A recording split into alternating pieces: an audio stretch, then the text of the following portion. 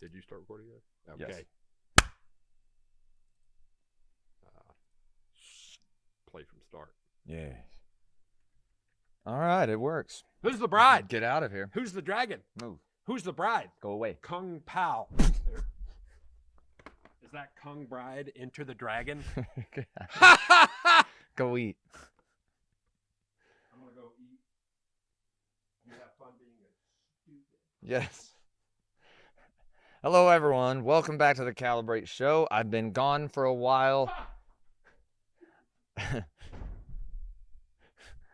I've been sick for a bit, and then as soon as I got over being sick, there was a record-breaking pollen season, and so I've been waiting for my voice to come back. It's been almost 4 weeks, and I don't know if you can tell, my voice is still not, it's not 100%, but it's been long enough, and in the name of not developing bad habits, we're going to get into it today. Now this, if you're just joining us, we're going through Revelation chapter 12 today. We're beginning it, that is. And we're going to talk about the bride and the dragon, as you can see from the title. That being said, if you want to know, because this whole series is meant to go one after the other, episode 1 to now. So please go check out the first video and watch all of them. I don't get paid for this, so it's not going to really give me anything. It's really hopefully to give you some understanding. I say this all the time. There's nothing new in the book of Revelation. You're going to see that today as we talk really more about the bride than the dragon. We're going to focus on the bride some. So let's hop into it. Beginning of the end, or the end of the beginning. The way you got me going to me, I don't know. I just can't believe the record you are spinning. The jury's out, we're gonna let you know. So, flat out, let me just tell you who the woman is, and then I'm going to back it up with why. There's a lot of bad theories out there, and I'm not going to really get into them today. One is that the woman is the church, and the idea is that the church has fully replaced Israel, and the bride is the bride of Christ, the church, the church, the church. The church, don't get me wrong, the church is grafted into things we're going to talk about today, but it has not replaced the woman. In this prophecy, in Revelation chapter 12 and 13, the woman is specifically addressing the nation of Israel, both nationally, geographically, politically, ethnically, culturally, religious. This is about Israel, and it's going to tell us a story about Israel fleeing to the wilderness and being nurtured there, if you're familiar with this chapter, which we're going to get into and read it some. But first, I want to talk to you about why this woman is Israel.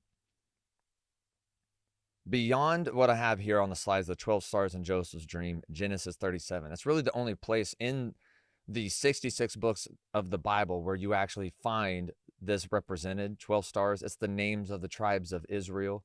You also see this later. The New Jerusalem has a foundation, 12 names on the foundations. And it's the 12 tribes of Israel. We talked about, that's getting a little bit of ahead. The dragon, here on the right, Ezekiel 38:39. This comes from Daniel 7. We're going to talk about him more, especially when we get into the next chapter, at chapter 13 I have here. He but he's talked about again. This story, as you'll see, I might be talking a little fast. Let me slow down. This story, as you see, it's addressed a lot throughout the Bible and also in the book of Revelation. So Israel is the woman in this chapter. Now let's get into the story of this woman, of this chapter in previous. I'm not going to spend too long and go everywhere because this video is going to run way too long. I try not to keep them too long for you guys because attention spans can be very thin sometimes, especially today where we have microwaves and cell phones.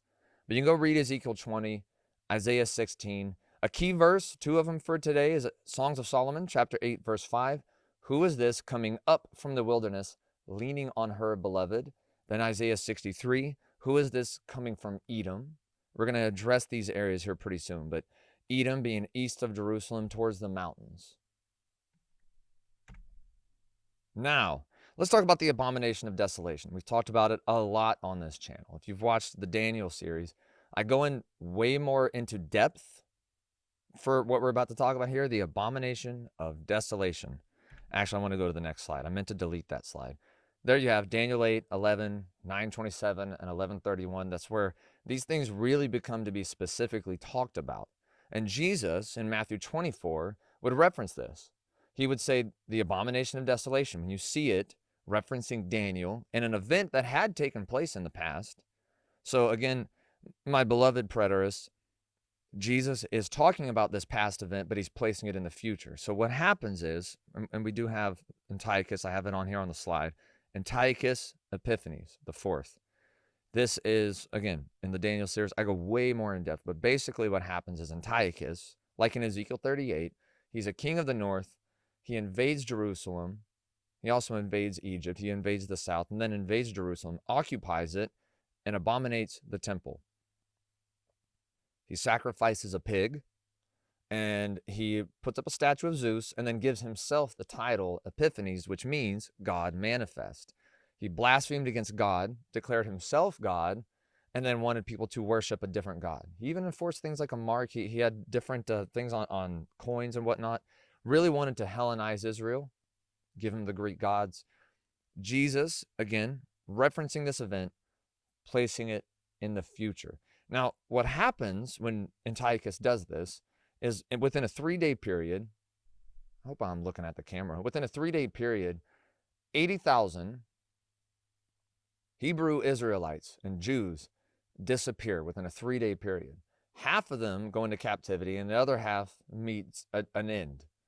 Try to be careful with the algorithm. It's real tricky. But they meet an end. There's also, this is the interesting part, there's also a small portion of them that fled. And where did they go? They fled east into the mountains, probably around Petra. And there's a lot of good videos about Petra. I might try to put one of those below this video so you can go watch it. But they fled east to the mountains, and they stayed there for about 3 years, a little over 3 years. But they don't stay there for 3.5 years, which is an important detail. They're there for 3 years and some change. And then they come back in what would be later called the Maccabean Revolt. But this isn't a fulfillment of, let's go back a couple. This isn't Isaiah 63 where it's referencing one person. Who is this coming up from the wilderness, coming up from Edom? The Messiah is coming up from Edom. Now the Maccabees, they come up from that area, but they're not led by the Messiah. They're not led by the one saying, "It is I, mighty to save," and his robes are stained red. And he's treading the winepress. He's treading the wrath of God. He's got it in his hand, but he's also got mercy, and he's releasing captives. Those things, along with the resurrection, didn't happen in the Maccabean Revolt. And again, Jesus is referencing this event and placing it in the future. So it's not the fulfillment of prophecy. It's a fulfillment, but it's not the fulfillment. Now let's talk about the prophet Hosea. I've been wanting to talk about Hosea for a while. And we're going to read, this is chapter 2. Sorry, I didn't put it on the slide, but this is chapter 2, and we're going to hop in verse 14. Go and read Hosea. It's a beautiful book. It deals with the sins of Israel, the adultery being committed, and it patterns as after a marriage from the prophet Hosea. And God rebukes them, and he gives Hosea the wife, and he has kids, and he tells him to give him certain names. And he's like, call them this, for they are not my people. Call them this, for I am not their husband. God is angry, but he's got a plan to bring them back. And this is actually going to jump ahead into that plan, but very specifically in the very first verse on chapter 2, verse 14, the first verse for today. Therefore, I am going to persuade her. I'm going to lead her into the wilderness and speak tenderly to her. So just like when Habakkuk sees the Chaldeans, God says, I'm sending the Chaldeans. But in other prophecies, it's the Antichrist is coming and people are going to have to flee him. Here, because God is sovereign, he's actually leading them out. It's all part of the plan. Leads them into the wilderness, and he's going to speak tenderly to them, or her. There I will give her vineyards back to her and make the valley of Achor into a gateway of hope. So this is north of the Dead Sea, east of Jerusalem, Judea regions. And they're fleeing east, right? So they're probably going through the valley of Achor and maybe even back through when they return. But it's the gateway of hope, and it's a gateway. Keyword, gateway. There she will respond as she did in the days of her youth, as in the days she came out of the land of Egypt. In that day, I have it highlighted, there's your eschatological phrase. When you see this in the prophets, in that day or on that day, because it'll come up again. It's ultimately end times. It's being specific. This is about the end times. In that day, this is the Lord's declaration. You will call me my husband and no longer call me my Baal. This is the restoration of the bride, Israel. Again, yes, the church is grafted in. This is also why I want you to go back and watch other videos. This is basically the sixth seal when I talked about it.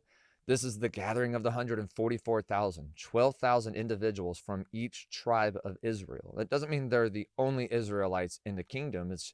These are the ones coming up through the tribulation and being brought back. There will be a lot of older Israelites probably in there. We'll see, like Moses won't be part of the 12,000. He might be marching with them. At least I don't think so. But 12,000 from each tribe of Israel coming with him from the wilderness. And then you read about Gentiles, a multitude of people gathered together with them at the end of the sixth seal, when you get into the next chapter. And they're all singing and worshiping, and he's taking his throne. And we will call him my husband. This is where it's more like an analogy. It's being a little bit, I guess you could say, allegorical. This is more of a spiritual concept. We're not literally married. It's not like we think of marriage here in America. He's not going to be like kiss the bride and he's going to kiss every single one of us. It's not going to be like that. But it's an expression of his love towards his people, as a husband loves his bride. And so on that day, you will call me my husband and no longer call me my Baal. For I will remove the names of the Baals from her mouth. They will no longer be remembered by their names. On that day, I meant to highlight it. On that day, I will make a covenant for them with the wild animals. This is interesting. So right now we're living in a new covenant. It's Passover week, by the way. Happy Passover, guys. Jesus makes a new covenant. He dies. He resurrects. He ascends to the Father and he promises to return. But in the Passover week, he sets a new covenant, which is what grafts the Gentiles into everything. So we get grafted in through the blood of Christ. This is not that covenant. This is new. This is a covenant that he makes on that day. He returns. He's in the wilderness with his people, and he's about to lead them out. And he says, on that day, I will make a covenant. What is this covenant? Well, he says, I will make a covenant for them with the wild animals, the birds of the sky, the creatures that crawl on the ground. I will shatter bow and sword and the weapons of war in the land, and I will enable the people to rest securely. This is the millennial reign. He is talking about they will beat their swords into plowshares. They will learn war no more. There will be no more war. 1,000 years of no war, peace and security. And Israel and the church being grafted in will join them in this. He will reign as a Davidic king from Jerusalem, and we will carry out his decrees in perfect peace. This is the covenant that where the lion lays with the lamb. They don't eat each other, or one's not running, one's not eating the other. This is the kid playing in an adder's den, a snake or a viper, and the snake's not biting him. They're playing. This is like perfect peace and harmony. This is the utopia. This is the one that every burning heart of a human, whether Christian or not, wants this, really, deep down inside. This is the millennial reign, and he has established it by his blood for us. But he returns and he establishes another covenant, a new one, that kicks off, or you could say kicks off the millennial reign, where these things become literal. This is what we're still waiting for. We have it now because of the blood of the Lamb and the word of our testimony, but we're waiting for it still, the completeness of it. If you watched the last video, I talked about we're waiting for the completeness of these things. It's established, it's finished, but it's not complete. We're waiting for that in time and space. Remember, God sits outside of time itself. Verse 19, I will take you to be my wife forever. I will take you to be my wife in righteousness, justice, love, and compassion. I will take you to be my wife in faithfulness, and you will know the Lord. On that day, in times, I will respond. This is the Lord's declaration. I will respond to the sky, and it will respond to the earth. That's powerful. The earth will respond to the grain, the new wine, and the fresh oil, and they will respond to Jezreel. I will show her in the land, or I will sow her in the land for myself, and I will have compassion on Lo Ruhamah. This is one of the names for Hosea's kids. He says, name your kid this. because I will not have compassion. And he said, no, I will have compassion on Lo Ruhama. I will say to Lo Ami, you are my people. That was the names. I'd call them Lo Ami, for you are not my people. But then he says, I will restore them. You are my people. And Lo Rama, or Lo Ami, I'm an English speaker, I'm an American. And he will say, you are my God. Now let's get into the chapter for today, Revelation chapter 12. So that deals with kind of the restoration of Israel. They flee to the wilderness. God meets them there in the wilderness for 3.5 years, as we're about to see, and then he brings them out, and we are grafted in. We will take part. It says Gentiles, we're going to take part in this in some sort of fashion. I don't know what it looks like for us. I know what it looks like for them. Maybe prophetically we take part in this. Maybe financially, maybe physically. I don't know what this is going to look like for the church globally. I do know what it's going to look like for national Israel. There will be Christians being persecuted too. It's not like we're not going to receive some of this. But let's get into our chapter today. And we're going to read. We're going to go line by line, I think up till verse 16, 17, or 18, and then we're going to close. So Revelation chapter 12, starting in verse 1. A great sign appeared in heaven. A woman clothed with the sun, with the moon under her feet, and a crown of 12 stars on her head. Yes, this is an actual constellation. You go look at the 2017 sign. What it really means, I mean, I don't know. I won't get into it. But yes, that I'm sure this plays some sort of role in the skies. But the story-wise is about what I just talked about, and we're going to see it. She was pregnant and cried out in labor, in agony, as she was about to give birth. Then another sign appeared in heaven. There was a great fiery red dragon having 7 heads and 10 horns, and on its head were 7 crowns. Revelation 13 tells us who the dragon is. You can also know this from Daniel 7. We're going to get into him a little more in probably the next video. But its tail swept away 1/3 of the stars in heaven and hurled them to the earth, and the dragon stood in front of the woman who was about to give birth, so that when she did give birth, it might devour her child. Who do you think she's giving birth to? The Messiah, Jesus. Happy Passover, everyone. By the way, I'll just briefly, the dragon is a representation of empires that have come and gone. 10 horns are like the final empire. There's a seven heads. One's given a head wound. This is Revelation 13, and the 8th comes back. 5 have, one is not yet. That would be the Ottoman Empire. And there's an 8th that's coming back as one of those. So you have Satan wanting to devour this child.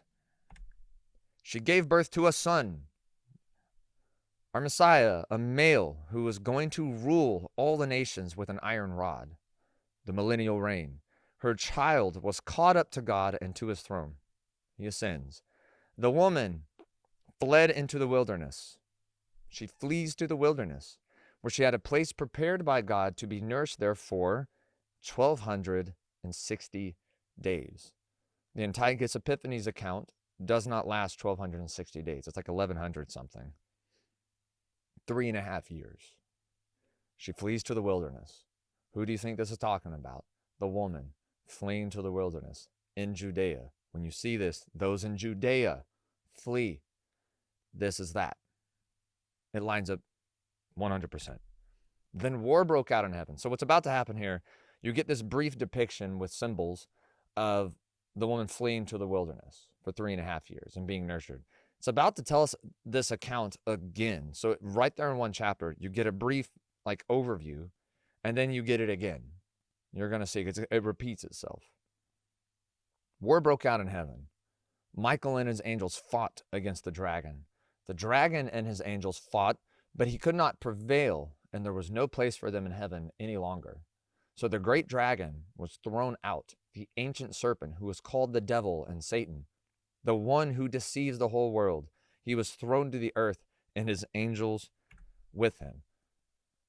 I personally believe this is the moment he takes up residence in the body, in the person of the Antichrist, the king of the north. This war that breaks out in heaven. Maybe that's during the first 3.5 years, and it's this spiritual war that we're feeling. Or maybe we're feeling it now. I don't know. I don't think so. Not yet, anyway. I have videos on when we can really start knowing, and it has to do with the temple and all those things. And I know that some people believe that this has already happened. This happened in Genesis. Satan was already cast out. And I would just say, Paul calls them the principalities and the powers of the air. Satan is not thrown out of heaven right now. He still has latitude to roam. He still works in the spiritual realm. It's at this point he is cast out of the spiritual realm completely, and he possesses, or he gives his power over to, in some type of way, he gives his power over to this human representation. At the midpoint, at the abomination of desolation, we'll be looking at the devil incarnate. Just as Jesus was God incarnate, this person will be the devil incarnate. And we're about to get that again. So then I heard a loud voice in heaven saying, this is after he gets cast out, the salvation and the power and the kingdom of our God and the authority of his Christ have now come, because the accuser of our brothers and sisters, who accuses them before our God day and night, has been thrown down. He's on the earth. And this is also, again, when I think the outpouring of the Holy Spirit's really going to happen, is the second 3.5. I think I'm really kind of solidly starting to believe it's the second 3.5. That's when the Holy Spirit really activates. They conquered him. Speaking of the saints, they conquered him by the blood of the Lamb and by the word of their testimony. I have that highlighted because that applies then, but it also applies right now. This applies now, but very much then as well. And it's really specifically talking about then, because the very next part of the sentence, for they did not love their lives to the point of, I don't know if the algorithm is going to want me to say that or not, to the point of no longer being physically here, I guess. My beloved pre-tribbers. Before I even get into the pre-trib thing, you can have wrong theology and still get into heaven. You can have right theology and miss out. Let me just end that comment there. So don't get too upset about this, but this is talking about people who know God. This is the Daniel 11 masculine, those who know their God and they stand firm and take action, and they conquer him by the blood of the Lamb and by the word of their testimony. This is like this is like contrasted with what the Antichrist is doing. He's conquering the saints militarily, but they're conquering by the blood of the Lamb and the word of their testimony. Just as as we worship a crucified Messiah, I'm not saying that we'll all be literally that, but Christians are going to be part of this. Believers, Israelites, people will be victims of this man, but really they're conquering by the blood of the Lamb and the word of the testimony, and they do not love their lives even to the point of being done. Therefore, rejoice, you heavens, and you who dwell in them. Woe to the earth and the sea, because the devil has come down to you with great fury, because he knows his time is short. His time is short. This is where we really take the mindset when these days begin. Guys, the time is short. It's just 3.5 years. We'll have a real good understanding of how much time is left when we see the abomination of desolation. His time is short. It's very little. When the dragon saw that he had been thrown down. So you're about to get the story again. When the dragon saw that he had been thrown down to the earth, he persecuted the woman who had given birth to the male child. The woman who was given 2 wings of a great eagle, so that she could fly from the serpent's presence to her place in the wilderness, where she was nourished for a time, times, and half a time. It's reiterating it. The woman who gave birth is given 2 wings, and she flees to her place in the wilderness. So he's saying it, God is saying it again. She's going to flee to the wilderness. This tells me that this event, her fleeing to the wilderness, is a very important event for us to know as believers. We should know this. That's why it keeps repeating. You read about it in the Old Testament, and you read about it here in chapter 12 twice. We need to know this event. We need to be familiar with it.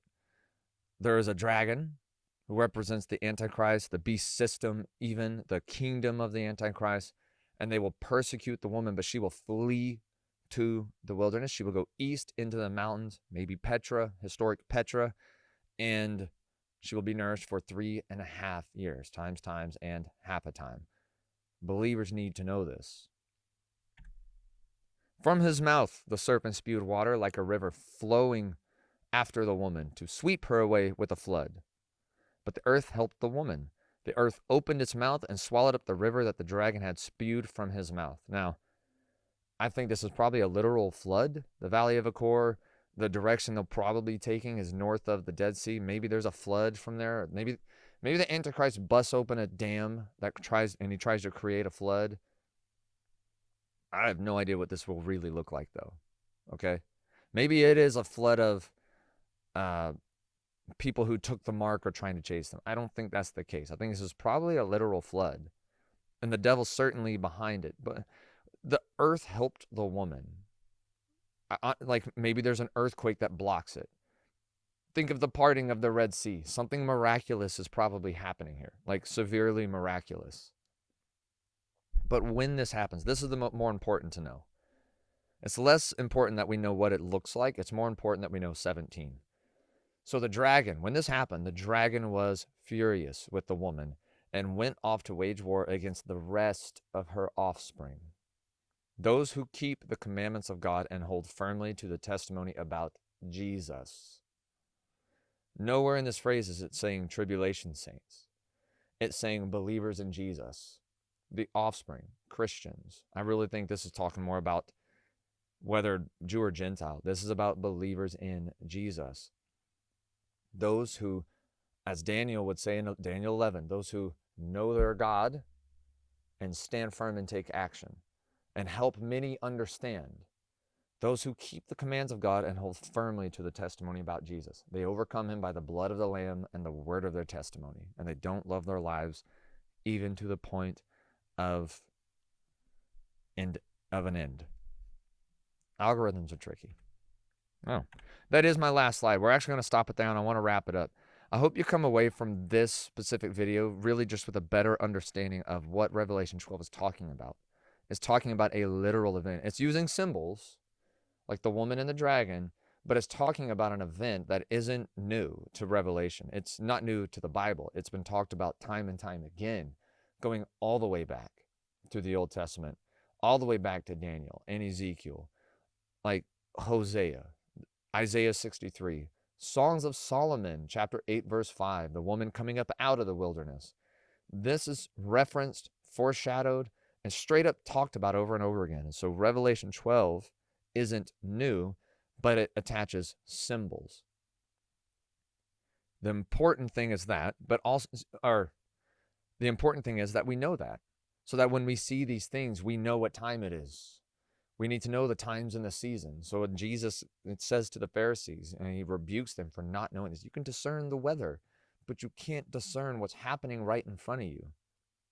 The suffering servant, who is also the Messiah, is right in front of you guys, and you don't see it. These are things we need to know.